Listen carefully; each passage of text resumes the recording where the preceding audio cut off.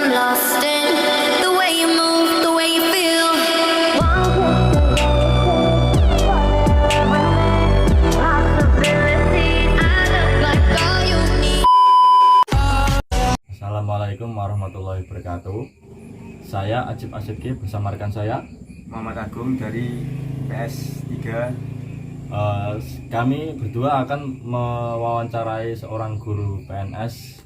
Beliau adalah Bu Swati Eka Damayanti. Beliau adalah dari mana, Bu? Saya dari SD 5 Cendono. Oh, dari SD 5 Cendono, Kecamatan Dawe, Kabupaten Kudus. Oke. Selamat malam, Bu. Ya, selamat malam. Kami berdua ini ingin mewawancarai Anda tentang materi reformasi 98. Oh iya. Baik. Pertanyaan yang pertama, seingat Ibu, bagaimana kondisi kejadian reformasi 1998 di sekeliling Anda? Ada kejadian apa di daerah yang Anda diami? Apakah ada penjarahan terhadap Eni Tionghoa? Seingat Ibu ya, jadi pada tahun 1998 itu terjadi masa reformasi ya. Jadi seingat saya waktu itu, kalau tidak salah saya kelas 3 SMP. Jadi bahkan itu saya mau piknik dengan teman-teman itu saja digagalkan karena kondisi negara saat itu memang sedang agak kacau. Dan kondisinya itu di pemerintah pusat di Jakarta itu, seingat saya di televisi itu marah adanya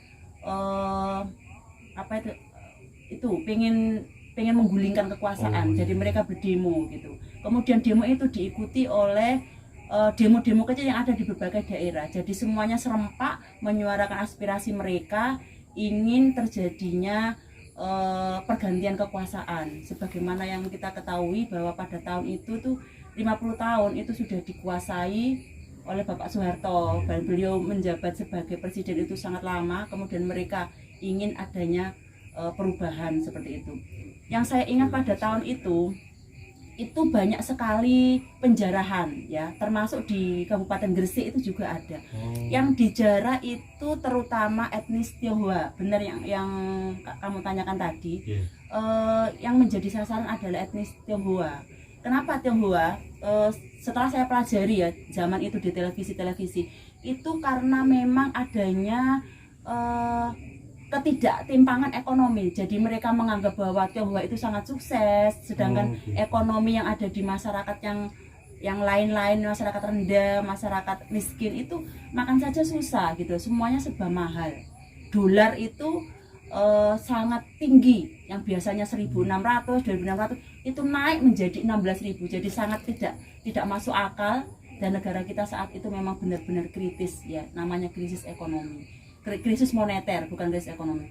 Kemudian ada beberapa kejadian yang saya ingat itu juga di Purworejo, itu ada orang Muslim yang menyerang ke gereja. Nah, itu adalah jadi sosial, di bidang sosial itu. Jadi hubungan masyarakat ini sudah kacau balau. Mereka saling menyalahkan, yang Muslim menyalahkan ini, karena itu mereka sangat putus asa dengan ekonomi masyarakat pada hari itu gitu.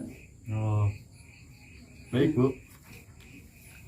Oke, Bu, terima kasih. Lanjut ke pertanyaan kedua. Saya ingat Ibu, bagaimana situasi negara saat peristiwa reformasi yang Anda tahu? Misal bidang sosial dan kejadian apa? Bidang ekonomi ada kejadian apa? Oh gitu. Sudah saya ungkapkan tadi bahwa seingat saya ya, situasi negara pada reformasi saat itu memang sangat kritis ya. Jadi demo itu ada di mana-mana, Nak. Ya, jadi kamu belum ada ya. Ya, belum ada. Soalnya waktu itu Ibu juga masih kelas 3 SMP. Demo di mana-mana, kemudian dibakar, kemudian toko-toko yang punyanya orang Cina itu anarkis, dijarah. Ada toko-toko, kemudian ada emas, pokoknya milik orang Tionghoa itu menjadi sasaran, dijarah. Ada pakaian-pakaian diambil, yang ada di toko itu diambil semua, dibakar gitu. Jadi massa itu sangat tidak terkendali pada waktu itu. Kemudian di bidang sosial ya, itu ada ketimpangan ekonomi yang terjadi antara masa pribumi dengan orang-orang pada zaman itu. Pada masa itu ekonomi kita dikuasai oleh orang-orang Cina. Oh, Kalau saat gitu. ini memang ya Cina berkuasa, tapi ada sebagiannya orang Indonesia saja makan sudah bisa gitu. Jadi mereka tidak mempersalahkan. Tapi pada tahun itu untuk makan saja susah, kemudian mau membeli ini mahal. Akhirnya itu ada terjadi insiden-insiden kecil seperti tadi ada penjarahan, terus ada pembakaran kios-kios milik orang Cina.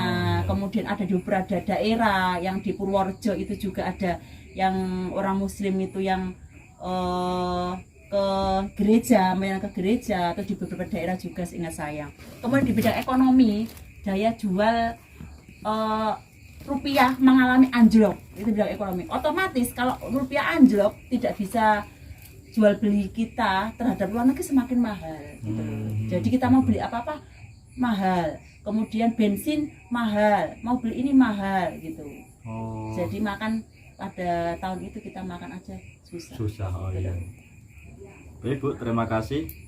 Nomor 3, menurut Anda, apakah faktor pemicu gerakan reformasi 1998 benarkah yang dilakukan mahasiswa saat itu untuk turun ke jalan? Jadi kalau menurut saya ya nak ya, kalau menurut saya yang menjadi pemicu itu adalah krisis moneter. Krisis moneter. Jadi terjadi sebuah krisis pada tahun 98 itu krisisnya memang sangat besar. Rupiah sangat anjlok, kemudian kita makannya susah. Kemudian pada tahun itu di samping itu mereka menyalahkan pemerintahan gitu loh. Karena pada tahun itu kita masih dipimpin oleh Pak Harto, di mana Pak Harto itu memimpin Orde Baru. Baru yang sudah dipimpinnya dari tahun berapa itu saya lupa ya. Jadi memang sangat lama. Sangat lama sekali menjadi presiden dan mereka ingin ayo turun biarkan diganti yang lain. Kemudian seperti itu. Iya. Dan akhirnya hal tersebut memicu para mahasiswa untuk demo dan mereka menyuarakan aspirasi. Kemudian tahun itu juga seingat saya ada peristiwa Trisakti ya. Jadi pada waktu demo itu mahasiswa Trisakti itu menggelar mengajarkan unjuk rasa juga di depannya, tapi kemudian dihentikan sama pemerintah. Akhirnya terjadi insiden tempur perang ya cekcok gitulah. Akhirnya ada yang meninggal 4. Yaitu akhirnya semakin besar, kemarahan mereka semakin besar. Jadi mereka sangat marah karena terjadi teman mereka ada yang mati 4 itu gitu loh. Akhirnya itu yang memicu mereka anarkis, terus kemudian turun ke jalan, terus demo besar-besaran, menggerakkan seluruh massa, seluruh mahasiswa yang ada di daerah-daerah, di kampus-kampus lain juga mereka menyatukan pendapat mereka seperti itu. Ya Bu. Kemudian yang pertanyaan lain kan, benarkah yang dilakukan mahasiswa saat itu untuk turun ke jalan? Kalau saya pada pribadi, saya setuju dengan mereka gitu loh. Kenapa gitu? Setujunya begini, umpama mereka itu hanya tidak anarkis seperti itu, mungkin pemerintah tidak akan mau turun. Jadi mungkin Pak Harto pada waktu itu karena negara tidak genting, mungkin beliau juga tidak akan mengundurkan diri. Kemudian ada masa seperti itu, akhirnya Pak Harto kan kemudian ya sudah, saya sudah lama kan saya akan mengundurkan diri. Akhirnya DPR mendesak pemerintah Pak Harto untuk mengundurkan diri. Akhirnya beliau mau kayak gitu. Dan itu adalah awal dari sejarah kita pada waktu reformasi. Seandainya mahasiswa pada tahun itu tidak melakukan demo seperti itu, mungkin Orde Baru sampai hari ini akan tetap berjalan kayak gitu. Baik Bu, terima kasih. Lanjut pertanyaan nomor 4. Menurut Ibu, apakah Anda setuju dengan tindakan represif aparat dalam menangani demonstrasi 98 dalam melerai massa yang tidak terkontrol seperti itu? Sebenarnya saya kurang setuju dengan pemerintah. Jadi awalnya itu kalau saya lihat di televisi itu ya, sebenarnya mereka itu mengaspirasikan dengan baik. Tapi karena memang massa mereka sangat banyak dan dilawan oleh aparat pemerintah itu yang kasar, akhirnya terjadi sampai 4 meninggal itu. Akhirnya itu loh yang memicu gerakan massa yang sangat brutal itu, karena teman mereka yang dari Trisakti itu meninggal gitu. Dari 4 meninggal itu akhirnya mereka ya mau tidak mau membalas Iya, gitu loh. tidak- Akhirnya tidak mereka terima. malah ya, tidak terima, terus akhirnya malah mereka menggerakkan massa yang sangat banyak, kemudian masuk langsung menyerobot ke gedung DPR gitu. Akhirnya ya itu saya tidak setuju. Seharusnya itu bisa dikomunikasikan dengan baik, kemudian dibicarakan, mengundang perwakilan mahasiswa-mahasiswa untuk mengaspirasikan apa yang mereka tuntut dari aksi mereka Aksi, kayak iya. gitu. Baik Bu, menuju ke pertanyaan terakhir. Iya. Menurut Ibu, siapa yang harus bertanggung jawab terhadap peristiwa kerusuhan reformasi yang terjadi di berbagai wilayah di Indonesia yang menyebabkan korban nyawa dan harta benda? Kalau saya itu, saya pribadi ya ini ya, saya cenderung ke pemerintah. Gitu. Seandainya pemerintah pada waktu itu, karena kegagalan pemerintah mengatasi krisis ekonomi gitu loh. Jadi mereka mahasiswa ini, masyarakat ini kan sangat menderita karena semuanya mahal, terus daya beli rupiah juga sangat lemah, mau mengekspor barang juga susah pada waktu itu. Jadi semua serba mahal. Akhirnya krisis di mana-mana, bank semuanya banyak bank yang ditutup. Nah, jadi pada tahun itu bank-bank yang berdiri itu banyak yang gulung tikar. Bank ada banyak yang ditutup karena masalah krisis ekonomi itu. Nah, akhirnya yang salah pemerintah. Jadi pemerintah itu tidak bisa menangani krisis ekonomi yang ada di negara kita. Akhirnya mahasiswa ingin adanya perubahan, demo. Nah, setelah demo malah teman mereka ada yang meninggal kayak gitu loh.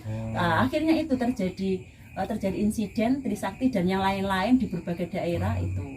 Jadi menurut saya yang disalahkan ya pemerintah gitu loh.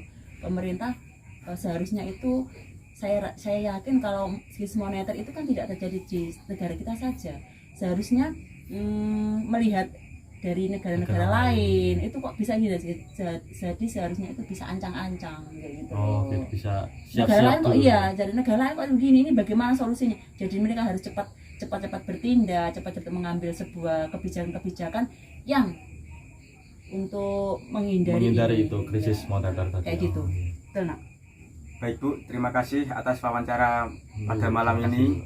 Kami Sama-sama. ucapkan terima kasih sebanyak-banyaknya. Like